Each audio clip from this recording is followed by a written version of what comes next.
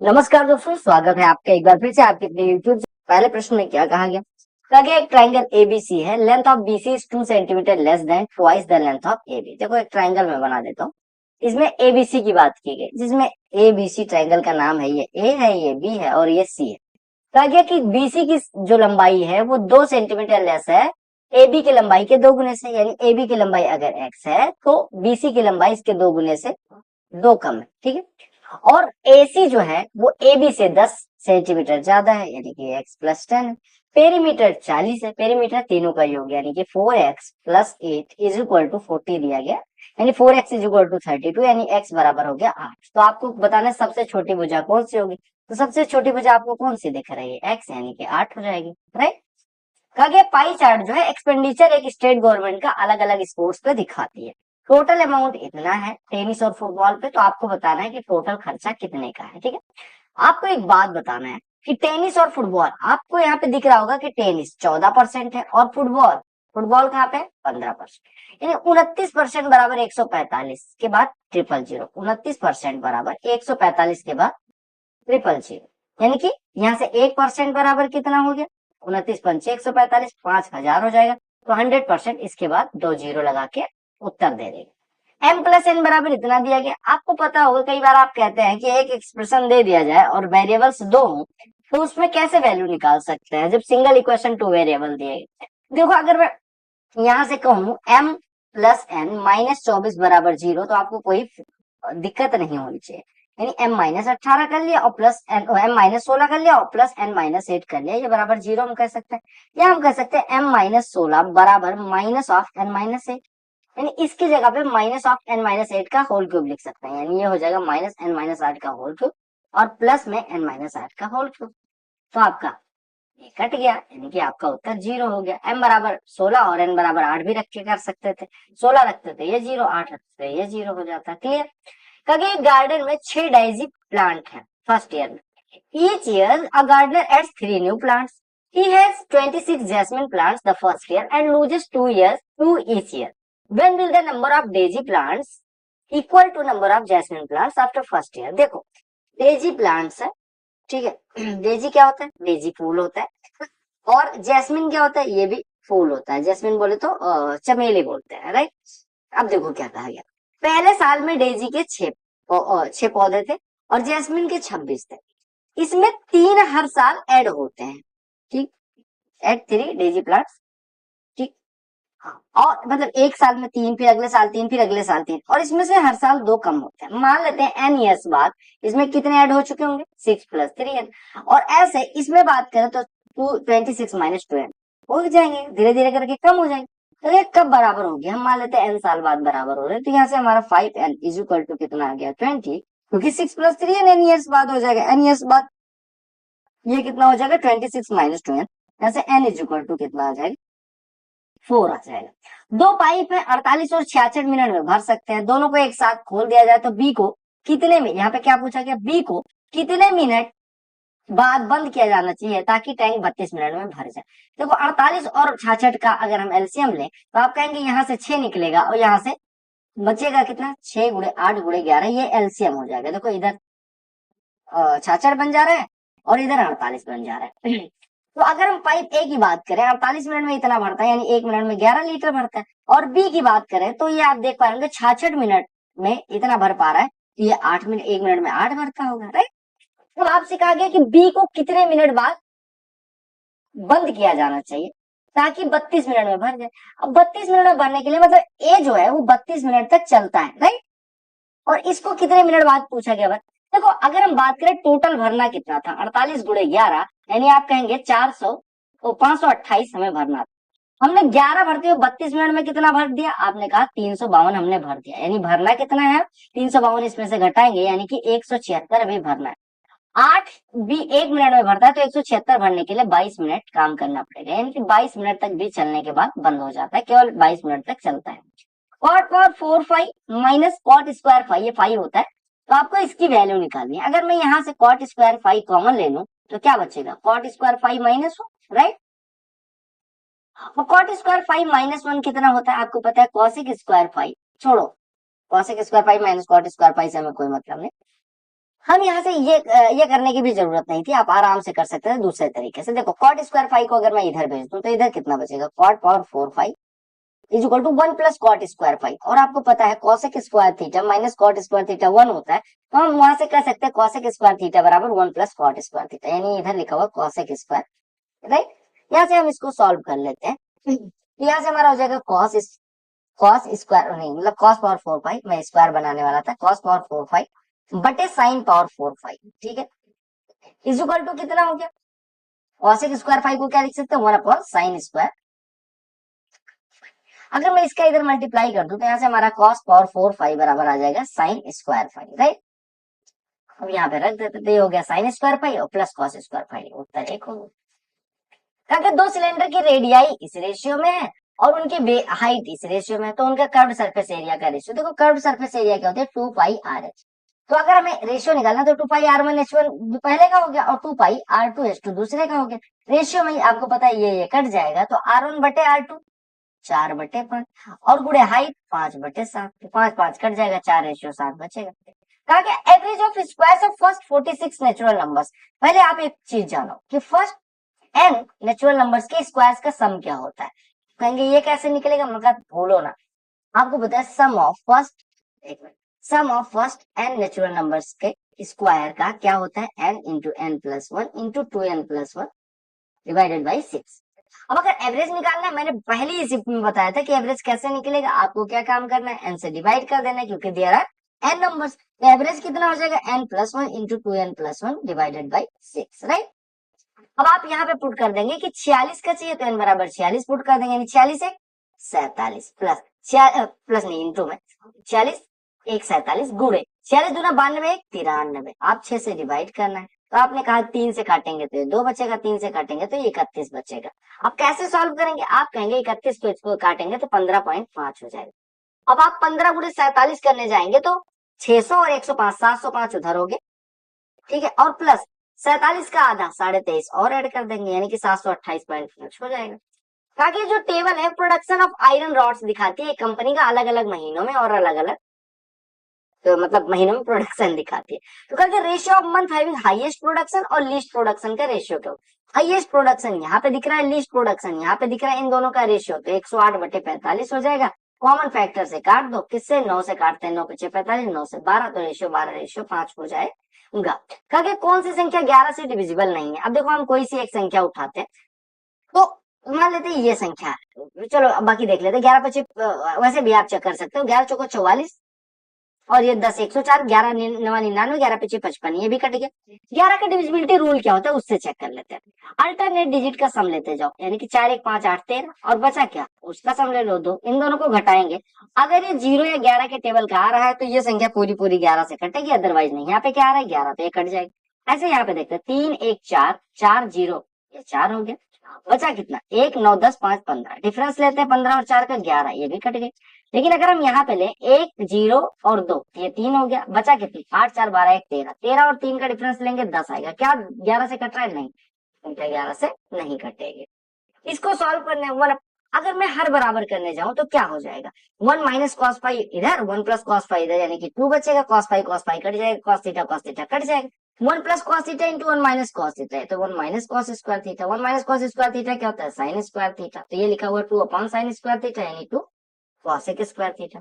एक आदमी ने कुछ दिन सिंपल इंटरेस्ट पे उधार लिया, 4 साल बाद उसने 9/5 हिस्सा वापस किया, तो आपको बताना है रेट ऑफ इंटरेस्ट। 9/5 आपको पता है 1/5 कितना होता है, 20%, तो 9/5 कितना हो जाएगा, 180%।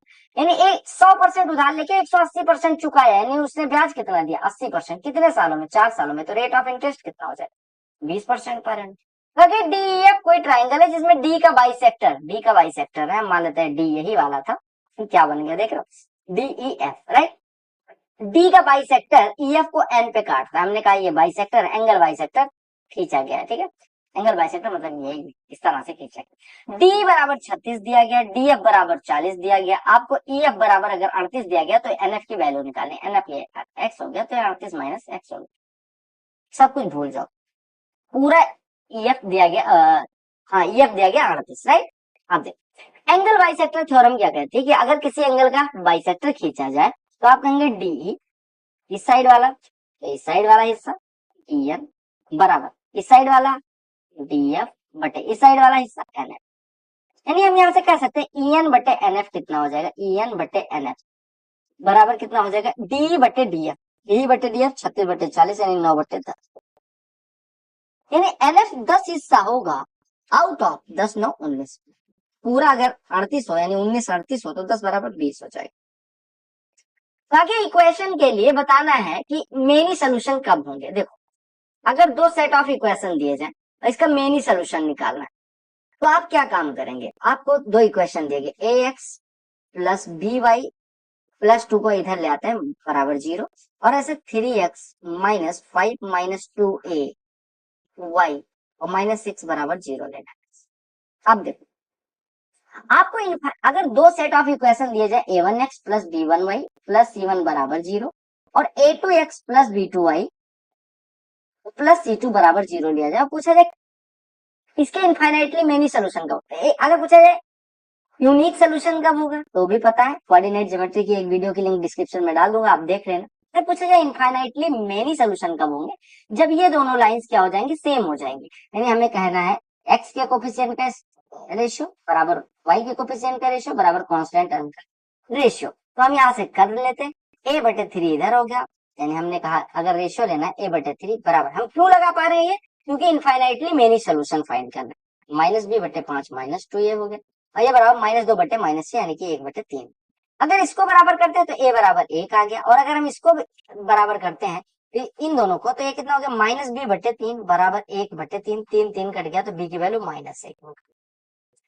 इनफाइनाइटली मेनी सोल्यूशन का समझ में अगर एक मार्केट प्राइस एक वस्तु का इतना था, अगर इसको 15% डिस्काउंट पे बेचा तो कितना डिस्काउंट दिया गया, आप आराम से निकाल सकते। ये देखो 4 का स्क्वायर डिवाइडेड बाई 4 ऑफ 2 यानी कि 4 का स्क्वायर डिवाइडेड बाई 2 यानी कि कितना हो जाएगा 8, 8 8 64, 64 में से एक जाएगा 63 आपका उत्तर हो जाएगा। ये पाई चार्ट पढ़ना और स्टडी करना है, मतलब पढ़ना है और स्टडी करना है, ठीक है। कहा गया जो if the student studied English for 3 hours तो मैथमेटिक्स कितना पढ़ता है, इंग्लिश 15%, 15% बराबर अगर 3 आवर है तो मैथमेटिक्स 35% बराबर 7 आवर हो जाएगा, सिंपल सी बात है, ठीक है। अगला प्रश्न देखिएगा, इसको किसी और वीडियो में मैंने किसी और तरीके से करवाया है। कहा गेन परसेंटेज निकालना है, सिद्धि ने अपना स्कूटर इतने में बेचा और इसका 1/6 हिस्सा प्रॉफिट हुआ। कहने का मतलब क्या है कि देखो कुछ भी सेलिंग प्राइस हो, राइट, सेलिंग प्राइस कुछ भी हो, उसके 1/6 हिस्से के लाभ पे बेचा, यानी कि इसका कॉस्ट प्राइस कितना हो जाएगा, selling price minus selling price by 6 बराबर कॉस्ट प्राइस, यानी हम कह सकते हैं कॉस्ट प्राइस बराबर सेलिंग प्राइस गुणे 5/6, यानी हम कह सकते हैं कि सेलिंग प्राइस गुणे 5 बराबर कॉस्ट प्राइस गुणे 6। सिंपल सी बात, कह सकते नहीं कह सकते, आपने कहा बिल्कुल सही कह दिया आपने कि सेलिंग प्राइस का 5वां हिस्सा मतलब 5 गुना कॉस्ट प्राइस के 6 गुने के बराबर, बस यहाँ से आपका काम हो गया। हमने कहा कॉस्ट प्राइस 5 हो गई, सेलिंग प्राइस 6 हो गई, क्योंकि 6 CP बराबर 5 SP आएगी, तो हमारा 5 वाली चीज अगर 6 में बेची जाती है तो कितने का प्रॉफिट, 20%। इतना आसान तरीके से कर, ये प्रश्न देखने में बड़ा है, देखते हैं कि कितना टाइम लेता है ये हमारा, ठीक है। क्या कहा गया कि एवरी मंथ ये man consumes 20 kg of rice and 8 kg of wheat, the price of rice is 20% of price of wheat, resulting in total expenditure of 300 per month for the rice and wheat combined. If the price of wheat is increased by 20%, what percent reduction in rice consumption is needed to maintain the same expenditure of 300? देखो क्या कहा, एक आदमी है जो 20 kilo rice और 8 kilo चावल खाता है और गेहूं खाता है, ठीक है। हम राइस की प्राइस जो भी है, कहा कि price of rice is 20% of wheat, हम मान लेते हैं व्हीट की प्राइस जो है मेरे भाई वो 5x है, राइट। तो राइस की प्राइस कितनी हो जाएगी, x हो जाएगी, सिंपल सी बात।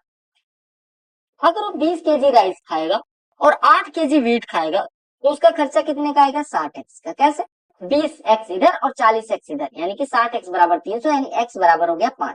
तो आपके पास व्हीट की कीमत आ गई, व्हीट की कीमत आ गई और राइस की भी कीमत आ गई, ठीक है। यानी हमने कहा राइस की कीमत हो गई 5 और व्हीट की कीमत हो गई 5 गुणे 5 यानी कि 25, राइट। आप देखो कहा गया कि अगर प्राइस ऑफ व्हीट 20% बढ़ा दी जाए, नहीं व्हीट की प्राइस 25 से बढ़ के 30 हो गई, ठीक है, व्हीट जो है अभी 30 का हो गया, राइट। और आपसे कहा गया कि उसको उतना ही चावल और वो गेहूं कंज्यूम करना है, ठीक है। गेहूं और चावल मतलब गेहूं और चावल का मतलब जो टोटल पैसा लग रहा है वो उतना ही कंज्यूम करना है। तो आपसे कहा गया कि कितना राइस रिडक्शन करना चाहिए, ये इस पे फोकस करना है, राइस कंजम्पशन में कितने की कमी करनी चाहिए ये पूछा गया, देखो अगर राइस कंजम्पशन में पूछा गया कितने की कमी करनी है तो आपको व्हीट का तो कुछ कहा नहीं गया, तो व्हीट तो आप 8 किलोग्राम यूज करो, तो 30 वाला 8 किलोग्राम खाएगा यानी 240 का तो गेहूं खा गया, मतलब रोटी बनवाता हूँ। तो बचा कितना 60 रुपए, 60 रुपए में उसे क्या खरीदना है, राइस खरीदना है। राइस 5 के भाव से 60 रुपए में कितना मिलेगा, 12 केजी। 12 किलो चावल अब खाता है, पहले वो खाता था 20 किलो चावल, तो अभी कितने की कमी, 8 किलो की। 20 तो 8 कितना परसेंट है, 40%। सिंपल सी बात, प्रश्न में कुछ ज्यादा दम नहीं था। तो वो tan θ बराबर 3/7 दिया गया, यहाँ से आप निकाल लो, या फिर 7 tan θ ही लिखा रहना। अगर मैं cos थीटा से डिवाइड कर दूं तो 7 sin θ बटे cos थीटा यानी 7 tan θ इधर हो जाएगा +5 और बटे इधर 7 tan θ -2 हो जाएगा। 7 tan θ 3 + 5 8, 3 - 2 1, तो आपका उत्तर 8 हो जाएगा। ताकि एरिया ऑफ सेक्टर निकालना, जिस आर्क की लंबाई 44 सेंटीमीटर है, जो सेंटर पे 30 डिग्री का कोण बना। देखो सबसे पहले समझो कि अगर पूछा जाए आर्क की लंबाई तो आप कहेंगे θ/360 × 2πr होती है, राइट। ये बराबर दिया गया आपको 44 सेंटीमीटर, 2 से काटेंगे तो ये हो जाएगा 7, यानी θ/360 × r बराबर 7 हो जाएगा। अब आपको क्या निकालना है, एरिया ऑफ सेक्टर निकालना है। एरिया ऑफ सेक्टर क्या हो जाता है, θ/360 × πr², πr²। तो ये कितना हो जाएगा, θ/360 की वैल्यू 7/r, 7/r और गुणे πr², πr² कितना हो जाएगा मेरे भाई, πr², यानी कि पाई लिख दिया और r² लिख दिया, r से इसकी पावर कट गई, यानी आपका हो गया 7 गुणे पाई की वैल्यू 22/7 और गुणे r, तो 7 कट गया, यानी कि 22r यूनिट उसकी एरिया हो जाएगी। अब आप देखो जो ऑप्शन 11 से कटेगा वही आपका आंसर हो जाएगा। 11 से काटेगा 11 ही करना 11, ठीक है। 22 से काट के देख लेते हैं, 22 अगर इसको काटे तो 22 7 154, 22 दूनी ये भी कट रहा है, 22 8 176 और ये 12 124 नहीं कट रहा है, ये तो गायब हो गया। 22 से काटे 22 7 122, 6 132, 16 22 168, तो 22 से नहीं कटेगा ये भी, यानी ये भी गायब हो गया। अब बचा कितना, 22 से इसको काटते हैं तो 22 8 176 और 22 4 88, यानी ये भी कट रहा है। अब दो ऑप्शन में तुक्का मार सकते हो, बट क्यों मारना तुक्का, क्योंकि आपके पास है हुक्का। तो यहाँ पे θ/360 × r बराबर 7 है। थीटा बराबर कितना दिया गया था आपको, थीटा बराबर 30, तो 30 बटे, यहाँ से देखो 30/360, 1/12 गुणे r बराबर 7 है, तो r बराबर कितना हो गया 84। यहाँ पे r की वैल्यू पुट कर देते हैं, यानी 22 × 84, तो आपको कितना हो, 22 चौको 88, यूनिट डिजिट 8, आपने आंसर मार्क कर दिया। वैसे 22 चौको 88, 22 8 176 और 8 184। क्लियर। कहा कि मेल और फीमेल मेंबर्स का एक क्लब में रेशियो जो है वो 2:3 है। तो मेल और फीमेल की मैं बात कर रहा हूँ, मेल और फीमेल की ये रेशियो जो है वो 2:3 है, राइट। अगर नंबर ऑफ मेल मेंबर 200 से बढ़ा दिया जाए, मेल मेंबर हम 200 से बढ़ा देते हैं, तो रेशियो जो है 5:6 हो जाता है, राइट। अब देख, अगर मैं फीमेल की संख्या की बात करूं, क्या वो चेंज हुई है, नहीं, जुड़ी है नहीं, घटी है नहीं, तो हम इसको रेशियो को बराबर कर लेते हैं फीमेल वाली को, यानी 2 से गुणा कर देते 4 और 6, यानी फीमेल 6 रही। जब 200 जोड़ते हैं तो मेल 4 से बढ़ के 5 हो जाते हैं, यानी एक रेशियो बढ़ाने के लिए हम 200 ऐड करना पड़ता है, यानी हम कह सकते हैं एक रेशियो बराबर 200। तो आपसे कहा गया था कि how many female members are there in the club, तो आपने कहा फीमेल मेंबर्स का। अब गलती आप कहाँ कर सकते हो, उस पर फोकस करते हो। गलती आप यहाँ पे कर सकते हो कि आप इस पे पुट करके एक रेशियो बराबर 200, तब जब ये 4 और 6 हमने बना लिया तब, ठीक है। ये नहीं 2 और 3 पे अप्लाई करके गलती कर दो। तो आपने क्या काम करना है, आपने कहा मेल और फीमेल का संख्या का जो रेशियो था वो 4:6 था, तो आपने कहा 4:6 था, तो यहाँ से फीमेल मेंबर की संख्या पूछी गई, तो आपने इस पे 6 वाले पे अप्लाई करना है, 6 दूनी 1200 हो जाएगा। इस पे ध्यान रखो। पाई चार्ट में 20,000 एम्प्लॉइज का डिस्ट्रीब्यूशन परसेंटेज में दिखाया गया। कहा गया ग्राफ पढ़ो और उत्तर दो। कहा गया 30% of employees in the department D R females, यानी कि डी का 30% फीमेल है। तो कितने मेल एम्प्लॉइज है, देखो डी में टोटल कितने एम्प्लॉइज है 30%, 30% का 30% फीमेल है, यानी कि 70% मेल है, यानी 21%, 30 का 21 70%, यानी 21% मेल हो गया। 21% किसका, 20,000 का, कितना हो जाएगा 4200। अरे आपने कहा टोटल का 30% हो गया, अब 30% मान लेते 30 अगर टोटल डी में एम्प्लॉय होते तो उसमें कितने परसेंट में 70%, यानी 21। तो आपको दिया गया था कि अगर 100% बराबर इतना तो 21 कितना हो जाएगा, ठीक है। आपसे कहा कि एक थीप जो है वो पुलिसमैन को 150 मीटर आगे तक धोखा देके भाग जाता है, ठीक है। उनकी स्पीड का रेशियो कहा गया 5:4 है, ये 5 से भागता है या 4 से, तो कहा गया कि कितना दूर भागेगा तब तक पकड़ा जाएगा, ठीक है। यानी कि how far could the thief go before he is caught by the policeman। तो देखो एक बात बताओ, इनकी रिलेटिव स्पीड कितनी हो जाएगी 1, ठीक है। एक की स्पीड से इनको कवर करना है 150 मीटर। मान लेते हैं 5x था, ये 4x था, राइट। हम मान लेते हैं कि इनकी रिलेटिव स्पीड कितनी है, एक से 150, एक एक्स से, मान लो एक एक्स इनकी रिलेटिव स्पीड है, एक एक्स से 150 मीटर, क्योंकि एक ही दिशा में भाग रहे हैं, तो इनका जो टाइम लगने वाला है ये 150 मीटर जब कवर हो जाएगा तो पकड़ा जाए, यानी कि कितना टाइम लगेगा, 150 बटे एक्स। और इतने टाइम में चोर कितना भाग पाएगा, 150 बटे एक्स, ये टाइम है, ये स्पीड है, तो गुणे में स्पीड इंटू टाइम डिस्टेंस होती है, ये 4x से गुणा कर देंगे यानी 600 मीटर हो जाएगा। समझ में? कहा कि एक पॉइंट टी से एक टेंजेंट ड्रॉ की गई है जिसकी लंबाई कितनी है, 32 सेंटीमीटर, और डिस्टेंस जो पॉइंट टी की सेंटर से है वो 40 है, 40 है। तो आपको बताना है वृत्त का व्यास। अब गलती ये ना कर देना कि आप रेडियस बता के चले, यहाँ पे परपेंडिकुलर हो गया, 40 है 32, यानी 8 चौको 32, 8 पंचे 40, तो ये 3 हो जाएगा यानी कि 24 हो जाएगा। अगर रेडियस 24 है तो डायमीटर 48 हो जाएगा।